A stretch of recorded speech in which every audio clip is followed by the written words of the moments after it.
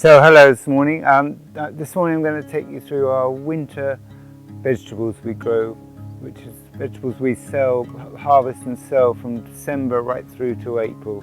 So we have quite a good range of winter vegetables. A lot of people say it's hard to grow in those produce for that hard, difficult times of especially February, but we managed to grow quite a good range now here, especially on these milder soils in the south of Devon. So we have a lot of the winter brassicas, basically the basic Brussels sprouts, the winter cabbages, the red cabbage, the Savoy cabbage, the January Keaton and green cabbage, and then we have lots of purple sprouting broccoli, and we also have kaleettes and kale, three different types of kale. Then we also have the onions and leeks, the umbellifers. The onions are already harvested actually and in storage, and we have in the field beetroot. We keep in the field the beetroot because we don't get too many cold frosts. And then we have the chard and spinach, and also we have squash, which we harvest soon in October, and we'll put that into storage. We also have the other storage crops, so the main crop potatoes we're just about to harvest, and the carrots that will be in storage. And also we do actually buy in parsnips because we don't grow parsnips very well on these soils, and we also do grow celeriac, which can carry on into the winter. And the other thing is that we do have in the polytunnels we have green leaf salad crops, the sort of overwintered salads which are mainly oriental salads like Mizuna mustards, pak choys, and a few winter lettuces. So that's really the winter vegetables we have for you, and we'll take you round now to look at them individually. So here we have the winter cauliflowers. We grow about 15 different varieties of cauliflowers, which actually go from September right the way through till May. They come sequentially, so that they're looking really healthy at the moment. They're sown mainly in May in module trays, and we plant them out first or second week of July. Almost all of them are planted at the same time. We do have a few earlier ones planted for earlier crop harvesting. And here we have the Calabrese, which is actually more of an autumn crop. This will come in October, November time. And then the Calabrese doesn't like frost, but the purple sprouting follows on from the Calabrese in late November, mainly December, right through to April. So here we are in the kale area. We're growing 4 different types of kale. This is actually the hungry yap kale, which we can harvest now, but it actually goes right through till May. And then we have over here, we have the black kale, which is really abundant at the moment, but it will start to bolt in late January, February as it starts to warm up a bit. And right over here, we have the curly green kale, which is good now. In fact, you can plant kale, this sort of kale in as early as April, and you can harvest it right through from May all the way through till next March. It will start bolting in March, but you can still, if you take the tops off, it reshoots, side shoots on the stalk, and so you can keep harvesting it through until March. And then over here we have the red Russian kale, and red Russian kale in the autumn always looks a bit sad because it gets mildew and it quite often dies back, but when it comes into its own is when the temperatures start warming up in the spring. So in March and April you get this total abundance of side shoots. They're delicious soft side shoots, so you can use them in salads and eat them raw or steam them gently. And they are the most delicious kale. So that really growthy season is mainly March and early April for the red Russian. So here we have this magnificent looking plant. This is the kaleettes. It's a cross between kale and Brussels sprouts. And what happens, you get these little It's the same as Brussels sprouts. You get these little buds come here, and you pick them. They're not as tight as Brussels sprouts, but they're really good in stir fries and just very nutritious. Mainly a late autumn winter crop. This is our main crop of beetroot this year. We grow a lot of beetroot, as you can see. It's just the most amazingly easy crop to grow, and it's just very prolific. We can actually produce beetroot for harvesting from early June all the way through to the following April. So this beetroot here, you can sow beetroot outside from probably late April right the way through to late July. This was sown probably the first week of July. It just happened to be when it was moist with soil at that point, and it germinated well. So we just have an abundance. If you harvest it early, you can eat the leaves. By this stage, the leaves are starting to go a bit mottly and a bit of mildew creeps in. But that's what happens with beetroot. The leaves slowly die back. We allow all these weeds to come up. So by the winter, the beetroot are actually covered in weeds, which protects them from the frost. So we don't actually harvest them and store them. We just keep harvesting them straight from the field all through the winter, right the way through till the middle of April. We harvest a lot at the second week of April and then put them into store for about 2 or 3 weeks. So we have beetroot right to the end of April, and then we sow some in modules to plant in the tunnels, which are harvested late May, early June. So it's a fantastic crop, just really easy to harvest, just good size. Sow them close together so they don't get too big if you don't like big ones. Just great, look how close together, look how abundant they are. Keep them weeded in initially, and then we just let the weeds take over. I know it's not probably ideal for the weed seed, but it just works really well. Because actually the weeds stop them growing too big, in fact. People don't like big beetroot, which is a shame because they're just as good as the small ones. There we go.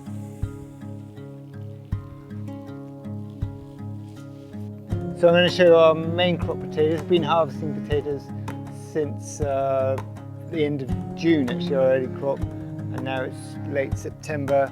We're just about to harvest the main crop in probably a week's time. And we've actually topped them. They always get blight towards the end of the life, start senescing and get blight. So we top them before the blight gets down into the tubers itself. We just come along with a harvester and harvest them, not by hand, I must say, but these are red ones called Alouette. You probably can't see them very easily. Because it was such a wet summer, we actually topped them quite early, so they're not quite as big as some years. But they've done well. This is a really tasty potato, quite waxy. One of our main varieties. We've got about 4 different varieties, mainly for taste.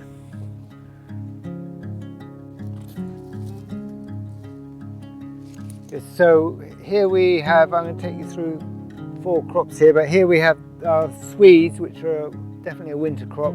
We never harvest them before the first frost, so it's normally late November. Sometimes we don't harvest these two. We sowed them. They say sow Swedes on Midsummer's Day, so these were sown. We sow some like the second week of June and some the last week of June.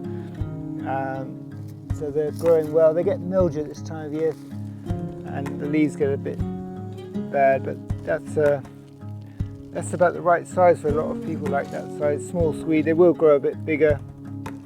We've got several rows of Swedes. We've got an abundance of Swedes this year. They've done really well. Probably over an acre of Swedes here. And we sow them at about 3 inches apart so they don't get too big. When they're too big, we just can't sell them. So yeah, we can eat them now, but don't really recommend it. Until they get frost, and then they get a bit sweeter. But so, I mean, traditional way of eating Swedes is just mash them up with a bit of butter and pepper. That's how I always eat them. But you can do kedgerries and lovely things with them. There's quite modern recipes now with them. go over to the later purple sprouting broccolis here. That was our last few we planted, and a few more calories. And over here, these are the late cabbages, which will come in probably March time. There's a bit of broccoli calabrese here, and over here, this crop here is actually spring greens. So these are spring greens which we'll harvest probably late April. The aim is that we'll harvest them late April, May, when we start getting into the difficult hungry gap period. So we've actually sown these in modules this time. So they were sown in modules right at the end of July, and we planted them out mid to late August. They're doing quite well. The aim is that they won't heart up. This variety don't heart up. They're specifically spring green variety. They'll stop growing probably in November, and then start growing green in April. And by late April, we'll harvest them. So they're all going to be all even sizes. So that's a really useful crop for us at a difficult time of year, as in the hungry gap. It's the start of the hungry gap, we harvest this. And finally, I've got a crop of, this is the true spinach here, the salad spinach, which we sowed at the beginning of September. Of course, salad spinach grows really quickly, but the aim is, this is a bit of an experiment actually, the aim is that by the end of, when we get into October, it will slow down its growth, it won't start bolting, so we should have a lot of salad, what I call salad spinach, through October and even into November. I mean, it's great just eating it raw, which is what you do with salad spinach. So it'll be good in our salads, in our salad bags, and we'll sell it just loose as well. So I think that's quite a successful crop for us. The only trouble is in October, November, we've got so many other things anyway, but just having a fresh raw salad would be really good. Also, we've got our hawk there. That's our kite flying there, which stops the pigeons. Pigeons love the brassicas, so that's the way we deter our biggest pest for brassicas is pigeons, and that's the way we're deterring it. So this is a field of chard and perpetual spinach. So these go right through the winter and right into the spring actually. So we're sowing chard May, June, July time, different times. You can actually start harvesting chard fresh. If we sow it in April, we can harvest it in late June, and it goes right the way through the summer, autumn, winter, and into the next spring. It's a biennial. So we just harvested leaves like this, and harvest it fresh. So this was sown probably mid-July.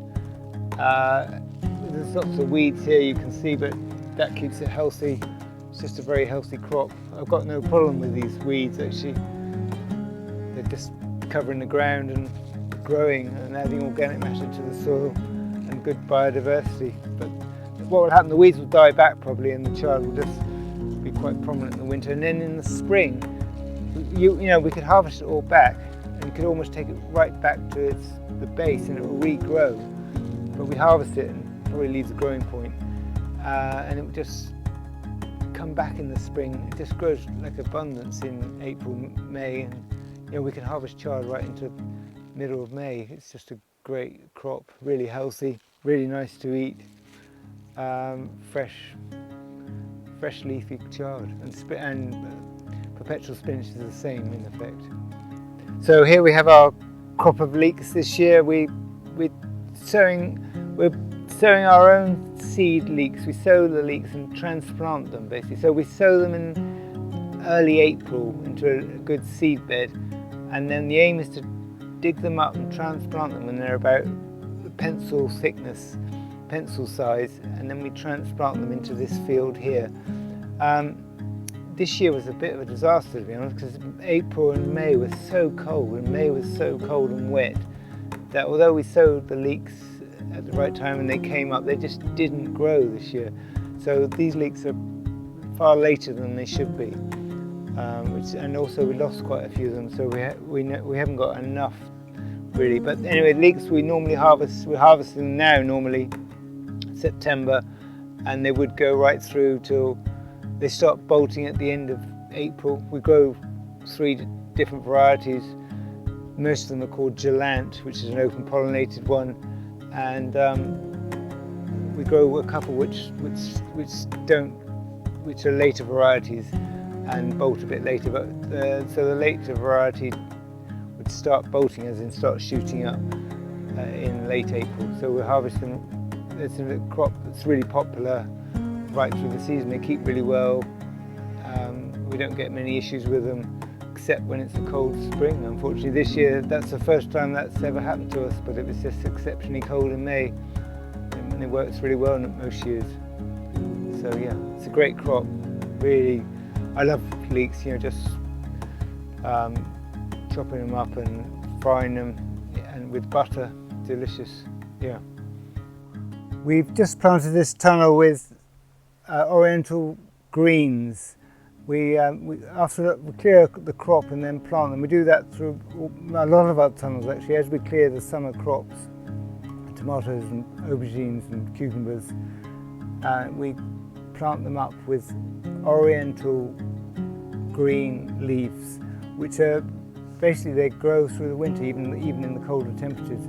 So here we have a golden mustard, a red frilly mustard, different types of mustard leaves, mizuna, tatsois, and we also go pak choys.